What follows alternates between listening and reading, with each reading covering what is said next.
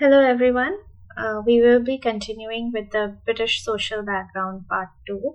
The part 1 was covered in the previous video, in which we had taken up from the Middle English period till Middle English period, and we had started with the Old English period. And today we will be starting from the Renaissance period. So these are some of the ways in which you can connect with us. We will be starting a full-fledged course after this NET examination in 2025, January. And then we will be preparing for 2025 June session. Okay, so these are some of the ways in which you can connect us. So moving on with the highlights of Renaissance period. As you all know, Renaissance period was subdivided into multiple periods according to the rulers that time. So to start with the Tudor period, some of the notable monarchs of this period were Henry VIII, Edward VI, Mary I, and Elizabeth I. Some of the important personalities such as Thomas White and Earl of Surrey, who was also known as Henry Howard, they introduced the sonnet form into English literature. And there were certain kinds of plays which were performed, such as mystery plays, miracle plays, morality plays, and interludes. Kindly remember this point very pertinently because questions have been asked from this part a lot. So what are the mystery plays? Mystery plays are the stories from the Bible. Miracle plays are the representation of lives of the saints. Morality plays, they convey moral truth or some lessons. And it's a cycle of plays.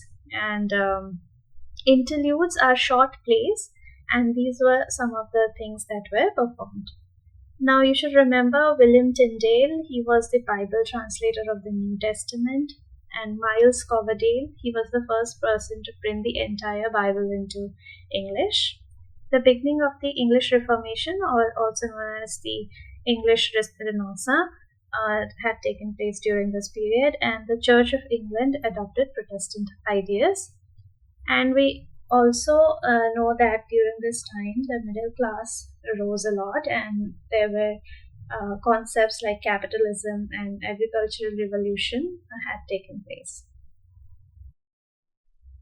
The Elizabethan age, in this emphasis was put more on humanism, patriotism, or nationalism, secularism, and individualism. The important aspect was that the people became aware of their existence, and they were focusing on emotions, and they were having feelings, and they were recognizing it. So therefore the idea of humanism came into being. That time they were very patriotic, and they had the idea of England to be supreme. So that is how they were behaving at that time. Now the focus was also a lot on art and scientific revolution, and they had revived an interest in classics. So that is how the literature developed at that time. A genre called drama also came into being, and that had seen the highest development in that time period. The first English tragedy was Gorboduc, or the Tragedy of Ferrex and Porrex. It was written by Thomas Norton and Thomas Sackville in 1561. Kindly remember this because you have been asked a lot of questions on the first English tragedy. And the first English comedy was Ralph Roister Doister. It was published somewhere between 1551 and 1553. And as we all know, Shakespeare was the most prolific writer of this period. There are other writers as well who have produced their works, and we will be discussing it in the following videos. Moving on, Jacobean Age. In Jacobean Age, the name came after King James I. He was James VI of Scotland, and he was the one who started the Stuart dynasty. That time, deep tensions were going on between the Protestants and the Catholics, and the gunpowder plot was also an important event that time. And what was it? It was the planning of assassinating the king and the House of Lords. there was a rise of Puritanism as well. Puritanism believed to reform the Church of England and to eliminate all the Catholic practices. There was also the rise of merchant class. Now, Jacobean drama was very important during that time, and it focused more on the psychological complexity and moral ambiguity. And the tragedy focused mostly on revenge and corruption. And masks were also an entertainment form. It was the elaborate court entertainments combining dance, music, and poetry, and it was performed before the royal court, and it was very popular at that time. And also, public theatres came into being, such as Globe Theatre and the Blackfriars Theatre. So, theatre were an important source of entertainment for that period. Moving to the Caroline age, the reign of King Charles I was that time, and he believed that the divine right should be placed with the king, and he imposed tax without Parliament's consent, and that is what started the political unrest. And English Civil War was also fought during that time, which was between the supporters of the king, also known as the royalists, and the parliament, also known as the parliamentarians. And towards the end, the royalists were defeated and Charles was executed. Charles I attempted to unify England and Scotland under a common liturgy known as the Book of Common Prayer, leading to the friction between Puritans and Scottish Presbyterians. And we also can observe the emphasis on Baroque art and architecture, and it kind of expressed grandeur and classical ideals.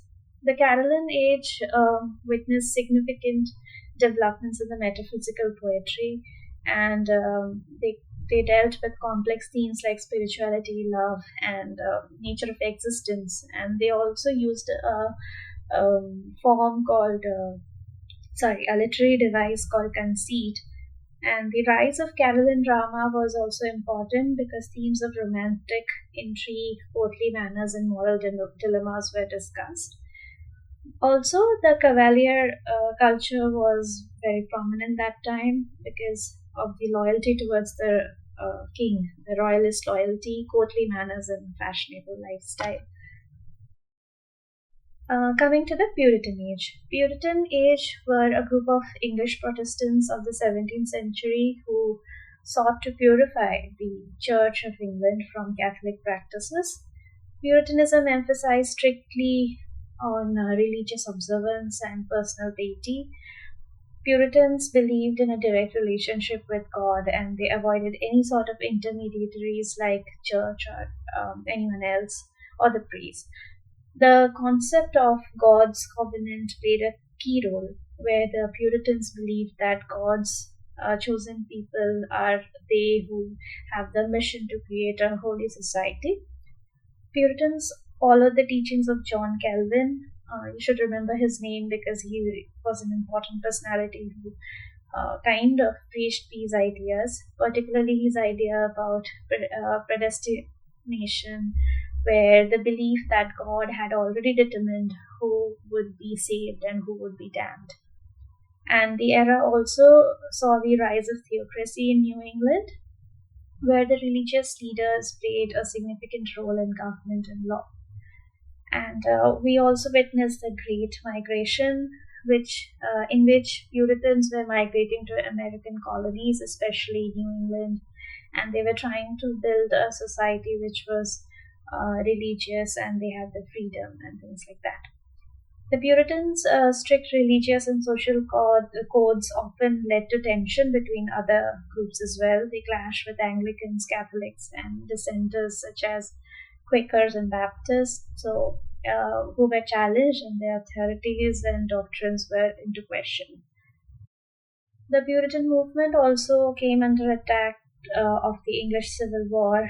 It was kind of a conflict between Puritan middle class or the parliamentarians, also known as the Roundheads, and the Royalists or the Cavaliers, who were the followers of King Charles I. The war ended in 1651 with the victory of parliamentarians, and Charles I was executed and his son fled to France, which led to the overthrowing of monarchy. The monarchical rule was replaced with the Commonwealth of England and then the Protectorate under the Oliver Cromwell. And it was kind of a victory for the Puritans. And the writing style of this period was focusing on simplicity and clarity, and they did not follow much of ornate language. John Milton, the author of Paradise Lost, was a prominent literary figure of this period. He represented the scholarship and culture of Renaissance, combined with moral earnestness. There were three groups of poets who were important. First, the Spenserian poets. Their style and theme it was influenced by Edmund Spenser. Second, the Cavalier poets, poets of Charles I's court, and they had the ideals of a Renaissance man. A Renaissance man is an all-rounder man who is into all fields like art, literature, humanism, also having sense of nationalism and things like that. And metaphysical poets who had a sense of wit and innovativeness in their writing, and they were very they followed the stylistics a lot. And the Puritan age began to decline after the restoration of the monarchy in 1660 with the return of Charles II to the throne. Coming to the Restoration age, this age ranged from 1660 to 1700, and it was after the coronation of King Charles II. They started reopening English theatres because they had shut it down during the Puritan age because they did not believe in entertainment and things like that. The middle class also grew, and there was a focus on commerce and industry. We saw the rise of political parties such as Whigs and Tories. Whigs were challenging King's agenda, and Tories were supporting the royal authority. And Glorious Revolution of 1668 was very important because it threw King James II in favor of Dutch William III and his wife Mary II. King James II was the brother of King Charles II, and they had a dispute between Catholic viewpoints and Protestant viewpoints, and therefore Glorious Revolution was taken place. And the Restoration period saw the rise of Restoration comedy as well, which is also known as comedy of manners, and it was very witty and satirical in style, also themes. The literary style of the period was influenced by neoclassicism, emphasizing on reason, order, symmetry, and they also looked back to the classical ideals of Greece and Roman writings. Coming to the literature of Restoration age, satire was one of the influential genre in which the writers used humor and irony to comment on society, politics, and human nature. The novel also emerged as a new literary form in the late Restoration period. The Royal Society of London, established in 1660, became the center of scientific revolution and the promotion of rational thought. The period also saw the growth of coffee houses and clubs as centers of social and intellectual life. So, thank you so much. I will be dealing with the other periods in the next video, and I will also be sharing a strategy in which you can try to prepare for the upcoming exam.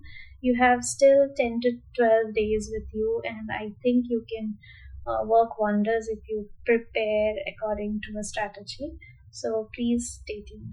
Thank you so much.